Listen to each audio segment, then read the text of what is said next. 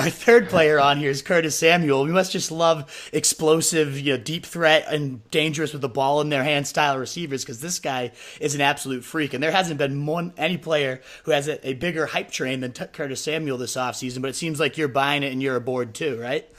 I'm with him, man. It's just that it's just kind of the discount you can get going from DJ Moore to Curtis. And gun to my head, I think DJ Moore probably winds up with more fantasy points this year, and he's a slightly more polished receiver at this point. But it's so close, and it could easily flip. And for the discrepancy in rounds, I mean, you got to go with Samuel. I mean, look, last season, final 6 games, once Devin Funches got delegated to backup status, Samuel had 42 targets, Moore had 43. I mean, the unfortunate part of this, for 2 receivers this good, during that stretch, McCaffrey had 53 targets. So I think he's, run CMC still going to be a number 1 guy there. But, hey, in this offense, Curtis Samuel and DJ Moore, they can both still be good with this, slightly reduced target share because both of them do stay involved in the running game. Moore had 13 carries last year. Samuel had 8. There's hidden value there because they're consistently used as kind of the pitch man, those triple option schemes that Carolina uses a good amount. And, I know there's some kind of biggest concern in Carolina this year is Cam's shoulder. Reports out of training camp have been good. He can throw 30 yards now without his shoulder hurting. It's awesome. Can't believe what that dude had to go through last year. But look, if there ever was going to be a season where Cam does have to deal with reduced arm strength, I think now it's guys like Samuel, Moore, McCaffrey, guys he can dump the ball down to, and then they can go make plays happen. The days of him having to force contested catches to Funches and Kelvin Benjamin all game are over. This offense, I think, is the best suited for Cam's status that he's had in years. Absolutely. And I had just before this, one of the Wolves we had on, his name's Pete Davidson. He does a ton of film breakdown too.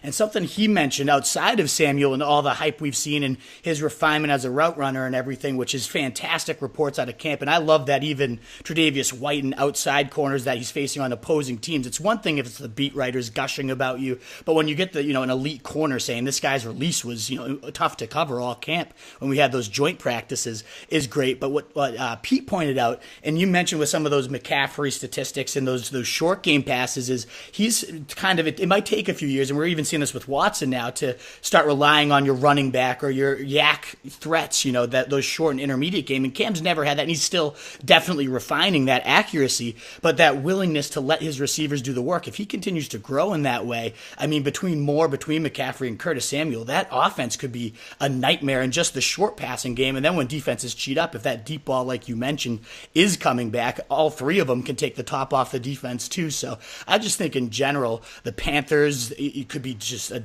terror of an offense. I think Cam Newton could rebound to a crazy fantasy production, and Samuel could spearhead it all at the wide receiver position. So I'm thrilled about this guy. I think the Panthers as a whole, I'm thrilled about, and you can still get this guy. The hype train is real. He's starting to creep up into rounds 9, 8 even. I took him in 7 in my first big draft just to make sure I had him. But, similar to Tyler Lockett, there's no reason Curtis Samuel, as explosive as he is and as dangerous after the catch, used to be a hybrid running back Percy Harvin type.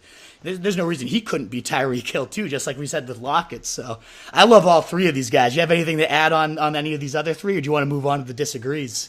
The point good point, because look, I'm Columbus, Ohio boy. I watched Curtis Samuel play every single game at Ohio State, and you're right, man. He really was this more hybrid running back wide, because he played running back in high school, and then he got to Ohio State, and they were lining up in the backfield plenty. He had this run against Clemson when OSU got shut out, but he went 60 yards, right through the teeth of that defense, making dudes miss in the hole and everything. And unfortunately, he's lined.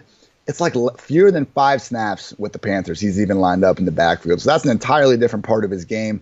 And, hey, shout out to Norv Turner for kind of crafting this offense and being willing to kind of do these different things. I remember last year when he joined there, everyone kind of joked around, how is 70-year-old old man Norv Turner going to mesh with Cam Newton? Well, pretty good, because Norv's more than willing to change what he does to fit the talents around him. So kudos to Norv. Absolutely, yeah. And he's always been a great deep ball artist, and he's merged his game now to mesh with that short yardage. It's great. Everything seems to be clicking there. I'm so excited to see what year 2 in that system does for all the players there, so I'm stoked.